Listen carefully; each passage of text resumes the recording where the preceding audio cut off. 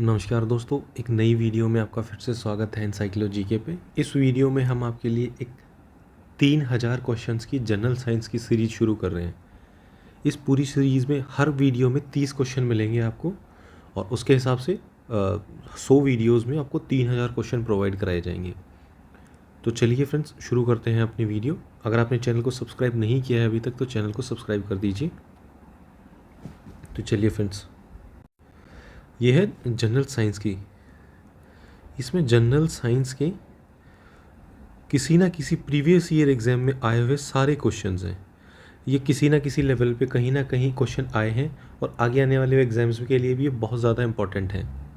तो ये अगर आप इन क्वेश्चंस को याद कर लेते हैं, मेमोराइज़ कर लेते हैं तो आपके लिए बहुत बेनिफिशियल होंगे। और हम कोशिश करेंगे कि इंग्लिश के साथ साथ हिंदी में भी सभी क्वेश्चंस को कवर करें। तो चलिए फ्रेंड्स, पहला क्वेश्चन लेते हैं अपना। The study of flower is known as, फूलों के अध्ययन को क्या कहा जाता है? फूलों के अध्ययन को कहा जाता है एंथोलॉजी। हमारा आंसर ये हो जाएगा anthology. Question number 2, the pH value of human blood is, मनुष्य के शरीर में जो खून है उसका मान कितना होता है? पीएच मान कितना होता है उसका? या वो एसिडिक है या वो बेसिक है? अम्लीय और क्षारीय। तो जो खून का पीएच मान होता है ह्यूमन ब्लड का वो होता है 7.4। वो थोड़ा सा बेसिक नेचर का होता है। जिस तरह की 7 से नीचे की वैल्यूज़ हैं वो एसिडिक होती हैं और 7 से ऊपर की वैल्यूज़ बेसिक होती हैं, अम्लीय और क्षारीय। तो इसका मान होता है 7.4। हीमोग्लोबिन इज़, जो मनुष्य के शरीर में खून पाया जाता है उसमें कंटेंट होता है हीमोग्लोबिन। बेसिकली वो होता क्या है? मुख्यतः तौर पे वो प्रोटीन होता है, प्रोटीन। तो क्वेश्चन नंबर 4 की तरफ मूव करते हैं। The vitamin that is most rapidly manufactured in our body, जो हमारे शरीर में सबसे तेज़ी से बनता है वो कौन सा विटामिन है? तो वो है विटामिन डी। ये हमें धूप से मिलता है, सनलाइट। बेसिकली ये सनलाइट से मिलता नहीं है, हमारी बॉडी में कुछ इस तरह का मैकेनिज्म होता है, सनलाइट में ये हमारी बॉडी उस चीज़ को विटामिन डी में कन्वर्ट करने लग जाती है। तो इसलिए बोला जाता है कि हमें सनलाइट से विटामिन डी मिलता है। एक जो हमारी स्किन में कंटेंट होता है मेलानिन, जिसकी वजह से हमारी स्किन का कलर डिसाइड होता है, कलर ऑफ स्किन। ये सनलाइट को एब्जॉर्ब करता है, फिर उसके हिसाब से बॉडी विटामिन डी बनाती है और वो सारा प्रोसेस और मैकेनिज्म चलता है। Question number 5, accumulation of which one of the following in our muscles leads to fatigue, इनमें से कौन से एसिड का जमाव हो जाता है हमारी मसल्स में जिसकी वजह से सोरनेस आ जाती है, जो हमें थकान महसूस होती है? तो वो होता है हमारा lactic acid.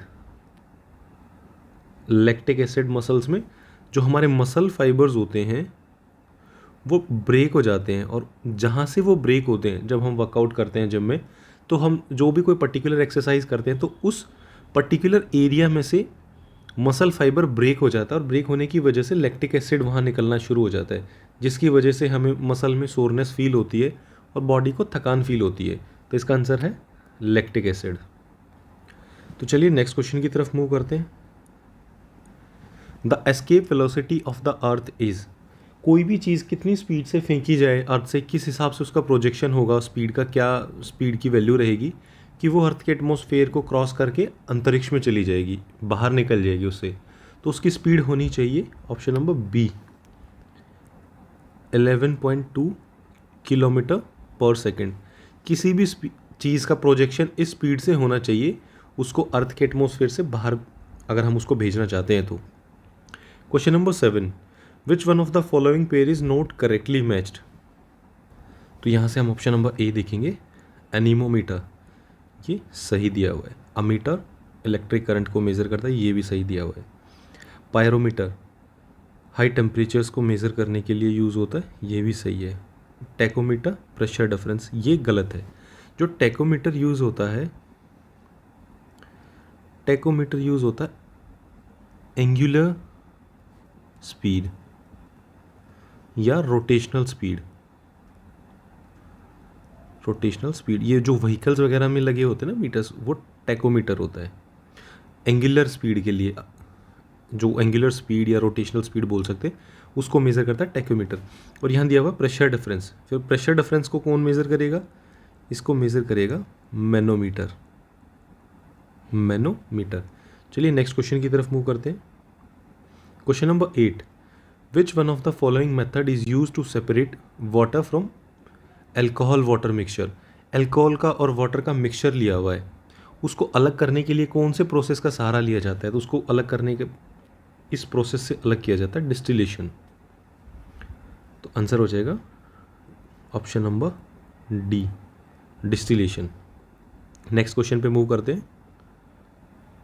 The number of chambers in a human heart is, जो मनुष्य का दिल होता है उसके अंदर कितने चैम्बर्स होते हैं। ह्यूमन हार्ट में 4 चैम्बर्स होते हैं। ये होता है हमारा लेफ्ट एट्रियम, ये होता है हमारा राइट एट्रियम, राइट एट्रियम, ये होता है हमारा राइट वेंट्रिकल, ये वाला है राइट वेंट्रिकल, और ये है हमारा लेफ्ट वेंट्रिकल। तो इस हिसाब से इसका आंसर हो जाएगा option number B 4। Question number 10, which one of the following metal is use with iron to make it rust free. Iron को जंग फ्री बनाने के लिए कौन से मेटल का यूज़ किया जाता है, तो उसमें क्रोमियम मिलाया जाता है। आयरन में क्रोमियम मिलाया जाता है, इसमें बेसिकली 11% के आसपास क्रोमियम मिलाया जाता है, जो कि ना इसको रस्ट फ्री बनाता है, रस्ट फ्री, बल्कि इसके साथ साथ इसको हीट रेसिस्टेंट भी बनाता है, हीट रेसिस्टेंट प्रॉपर्टीज़ भी ऐड करता है ये इसके अंदर। तो इसके अंदर 11% के आसपास क्रोमियम मिलाया जाता है, जिससे वो रस्ट फ्री हो जाता है और उसके अंदर कुछ प्रॉपर्टीज़ आ जाती हैं जिससे कि वो हीट रेसिस्टेंट भी बन जाता है।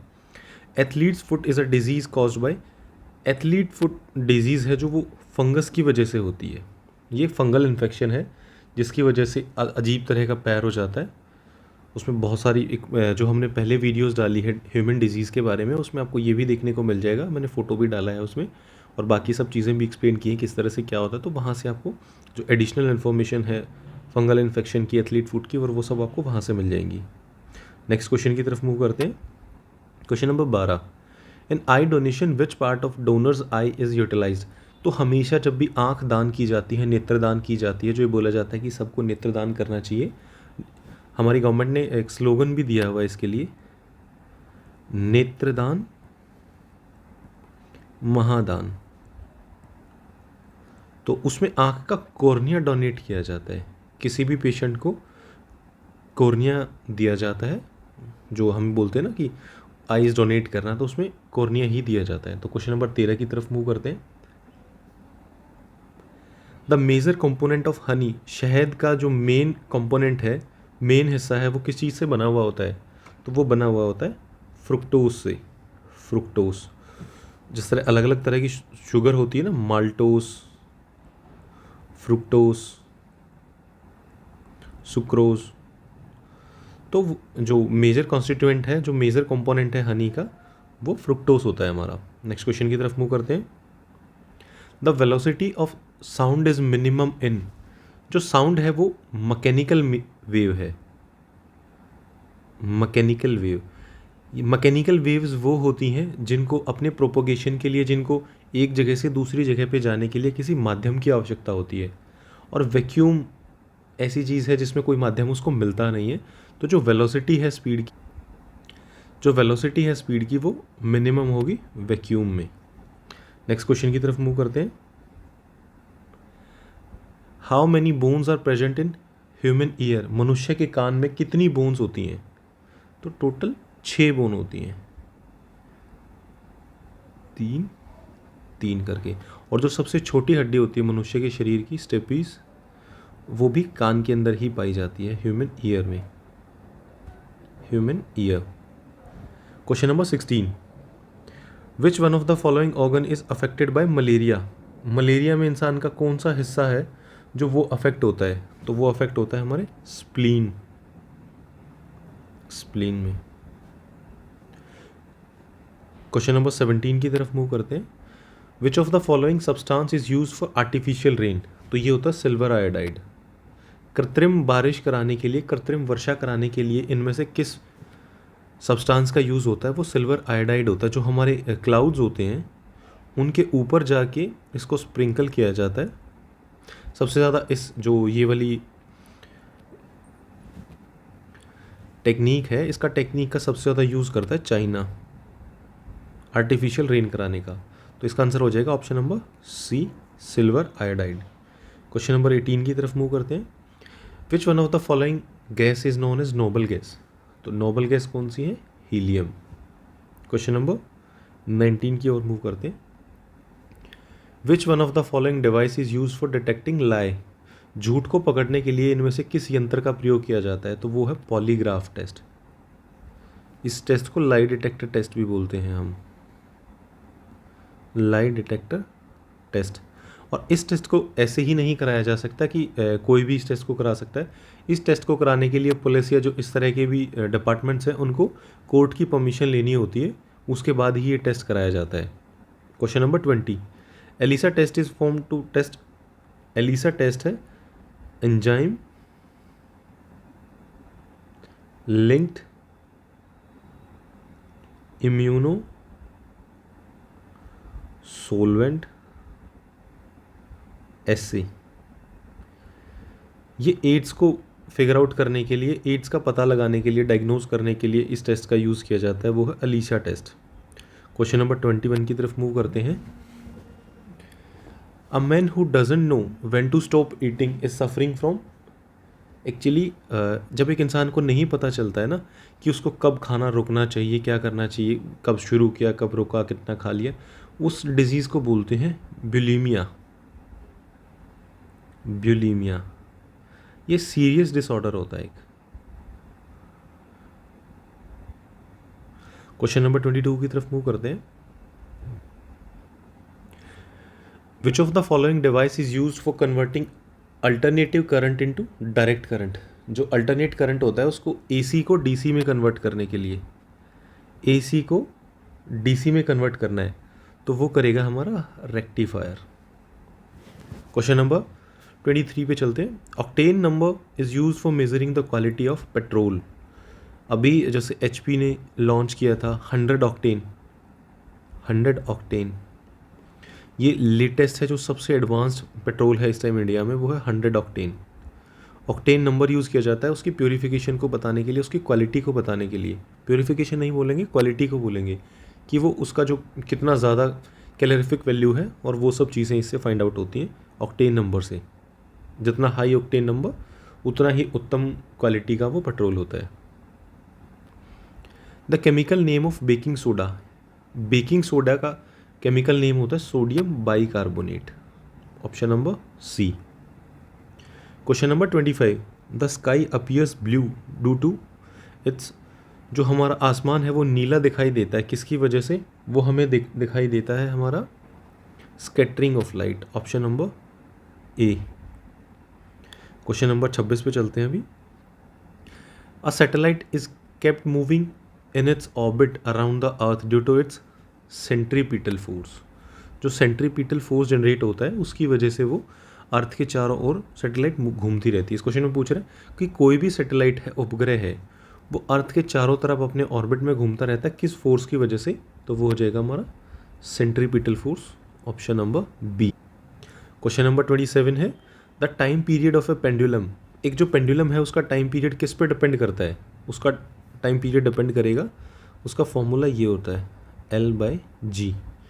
ये लेंथ है, ये ग्रेविटी है, ये 2π कांस्टेंट है। तो हम यहाँ से देख सकते हैं कि जो पेंडुलम का टाइम पीरियड है वो किस पे डिपेंड करेगा? वो लेंथ पे डिपेंड करेगा। तो option number A. Question number 28, in case of rusting the weight of iron will. अगर कभी भी लोहे पे जंग लगता है तो उसका वेट हमेशा बढ़ जाएगा। तो ऑप्शन नंबर ए हो जाएगा increase. Meibomian gland is located in. जो हमारी मेल्बोमियन ग्लैंड होती है वो हमारी लोकेट कहाँ करती है बॉडी में? वो लोकेट करती है हमारी आइज़ में। जो मेल्बोमियन ग्लैंड है वो हमारी आइज़ में मिलती है। Question number 30, the weight of our body is mostly made of. जो हमारा मनुष्य का शरीर है वो मुख्यतः किस से बना हुआ है? तो उसमें मेनली पानी होता है। तो फ्रेंड्स इस वीडियो में आप लोगों के लिए इतना ही। इसी वीडियो जो ये हमारी जनरल साइंस की सीरीज़ है, जनरल साइंस की, इसका ये पार्ट 1 था। इसमें हमने 30 क्वेश्चन डिस्कस किए हैं। ऐसी ऐसी हम और वीडियोस लेके आ रहे हैं आपके लिए। 3000 क्वेश्चन जनरल साइंस के, अगर आप ये 3000 क्वेश्चन कर लेते हैं तो इससे बाहर आपका कोई क्वेश्चन साइंस से नहीं आने वाला है। इसमें हम केमिस्ट्री, फिजिक्स, बायो तीनों के क्वेश्चन ऐड करेंगे और अच्छे क्वेश्चंस आपके लिए लेके आएंगे। अगर आपने चैनल को अभी तक सब्सक्राइब नहीं किया है तो फ्रेंड्स चैनल को सब्सक्राइब कर दीजिए और वीडियोज़ को शेयर कीजिए, लाइक कीजिए, कमेंट कीजिए। नमस्कार फ्रेंड्स।